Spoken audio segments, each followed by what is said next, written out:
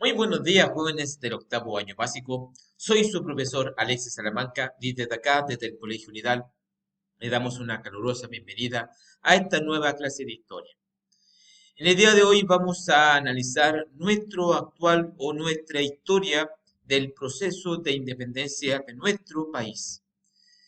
Ya hemos analizado en profundidad todo lo que tiene que ver con el proceso en Hispanoamérica y hoy día nos vamos a detener en esta clase para analizar principalmente las causas y el desarrollo del proceso de emancipación en nuestro país.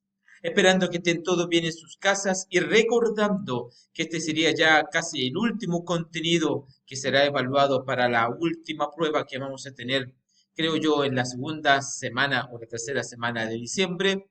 Le damos la bienvenida y por favor, presten atención en las clases. Si tienen alguna duda, anoten las dudas en su cuaderno, que en la clase de Zoom yo se lo voy a resolver en profundidad.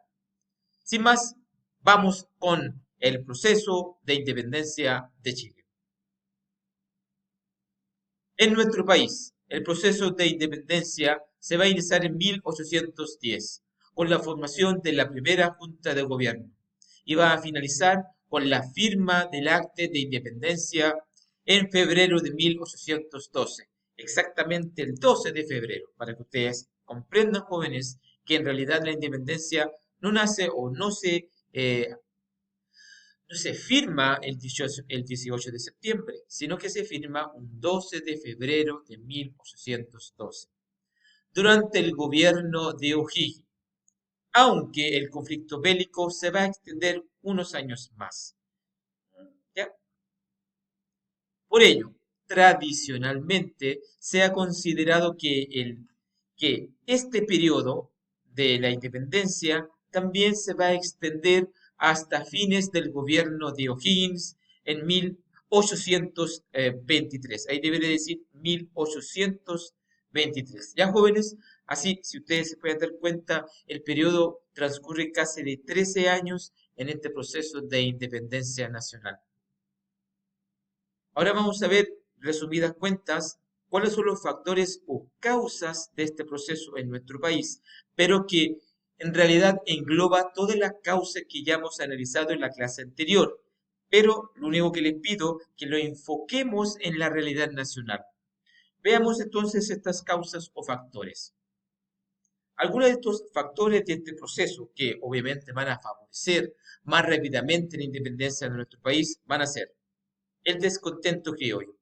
Si ustedes se acordarán en la clase anterior, y se lo reafirmo hoy día, la mayoría de los criollos se sentían ya de segunda categoría en el ámbito del poder político. Se sentían que estaban alejados de poder ocupar cargos importantes de gobierno, debido a las reformas borbonas y debido efectivamente a sentirse despreciados por parte de la corona española, y esto le va a causar un gran descontento a los que efectivamente tenían el poder económico y político en nuestra colonia. Otra causa muy importante es la influencia de las ideas liberales. Como anteriormente la clase ya le había comentado, muchos de los criollos comenzaron a aprender nuevos ideales que van a surgir en Europa, principalmente las ideas de la Ilustración, que son ideas liberales. Por lo tanto, esta influencia también va a llegar a nuestro territorio. Mayor dinamismo de las imprentas. Sí, jóvenes, las ideas ilustradas, las ideas que estaban ocurriendo y estaban naciendo en la Revolución Francesa, todas estas noticias van a ser impresas y llegarán a la biblioteca y a la casa de los criollos. ¿Gracias a qué? Gracias al mayor dinamismo de esta máquina que es la imprenta, que va a tener eh, que va a favorecer la expansión de las ideas liberales durante este periodo. Otra causa importante también es la crisis del régimen monárquico que analizamos en clases anteriores.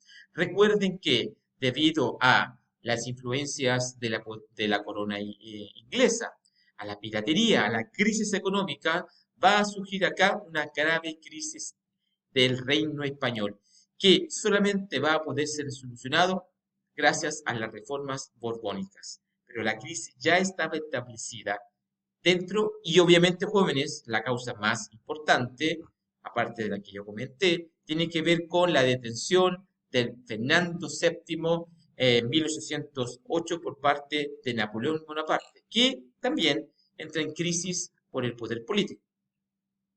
El mayor y el deseo de un desarrollo económico local. Efectivamente, jóvenes, los criollos nacionales pensaban que Chile era un reino, una gobernación muy a la mano de la corona española. Estaba muy alejado y se sentían entonces como unos ciudadanos o unos súbditos, disculpen, súbditos de segunda y tercera categoría.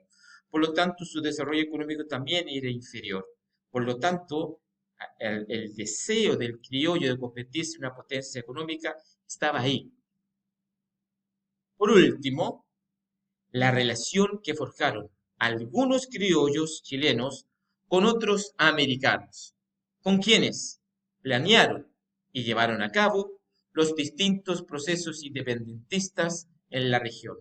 Sí, jóvenes, no es que el criollo nacional haya estado exento o no haya participado o no se haya relacionado con otros criollos, a lo mejor de Argentina, de Venezuela, de la Gran Colombia, inclusive hasta de México.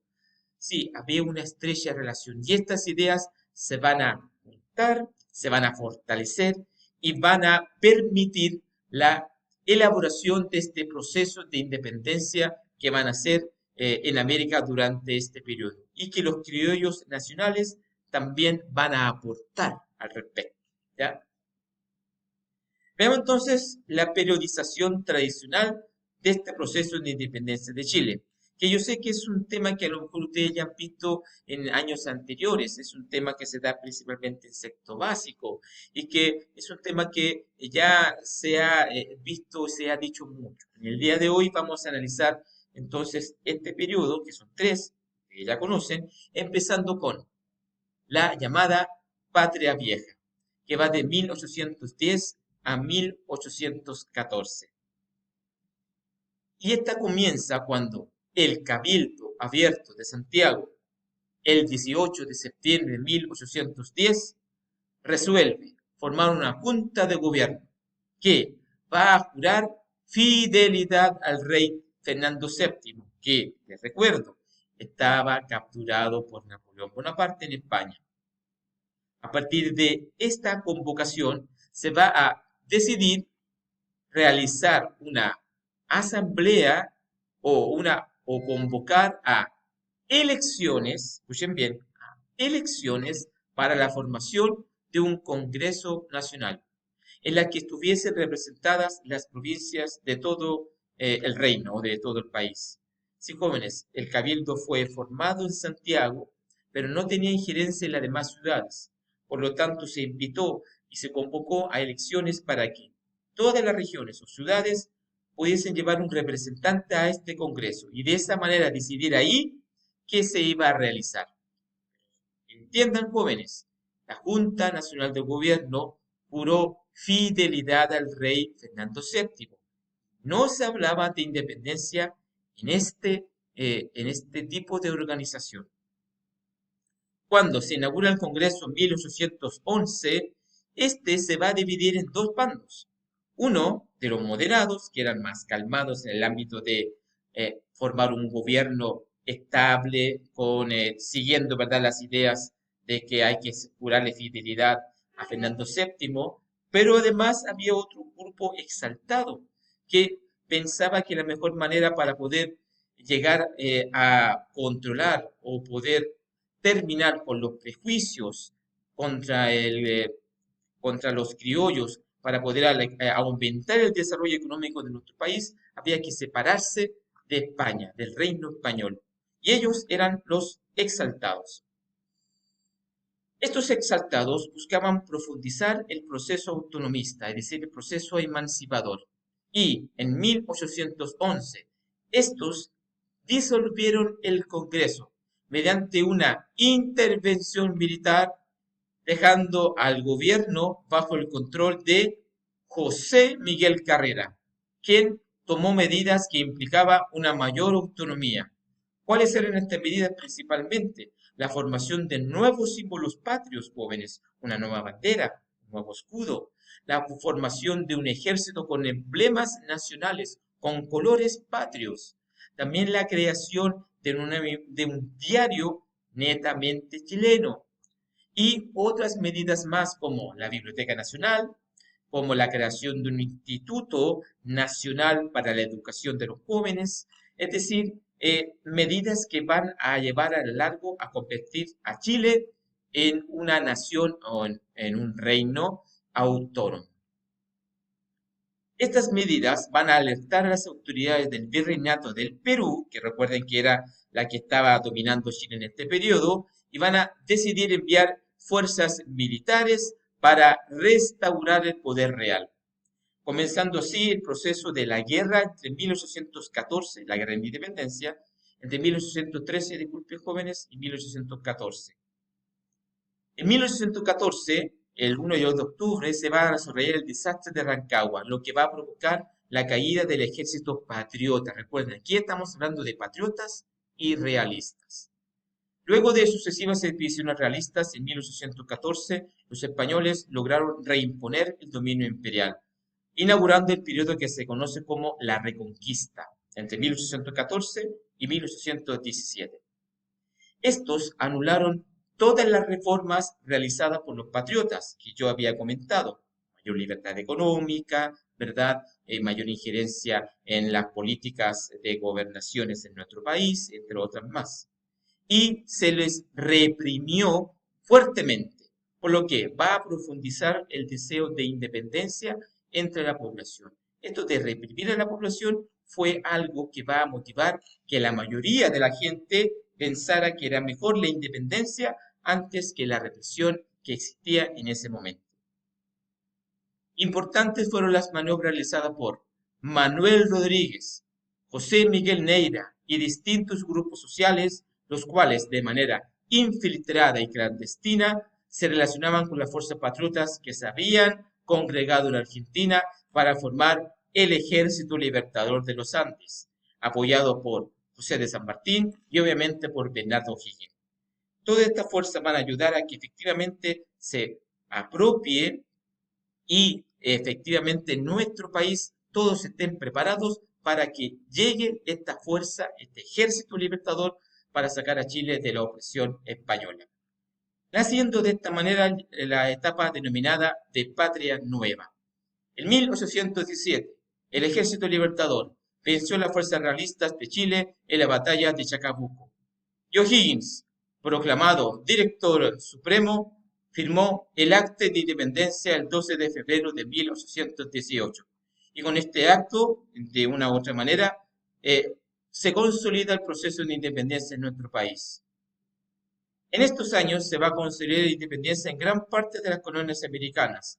Como por lo tanto, efectivamente, jóvenes, esta idea ya estaba con fuerza en el pensamiento tanto criollo como en una gran parte de la población. En nuestro país comenzaron entonces a surgir los distintos debates y conflictos en torno a cómo estructurar y gobernar nuestro Estado. Estas ideas a la larga van a llevar a que el gobierno de O'Higgins fuese muy criticado por diversos sectores sociales, lo cual generó en un contexto y una presión que a O'Higgins lo llevaron a renunciar en 1823. Jóvenes, este proceso no es para nada fácil. A lo mejor con la salida de O'Higgins la cosa terminó, pero recién para Chile está comenzando su proceso de independencia, su proceso de creación de su nación. Este proceso va a llevar más de 100 años para poder consolidarse y para poder establecer ya en 1833 una real constitución que dé forma real a nuestra nueva nación. Soy Alexis Salamanca, esperando que estén todos bien y recuerden, anoten las dudas que yo se les puedo explicar en el día de la clase de Zoom. Espero que estén todos bien y nos vemos la próxima ocasión.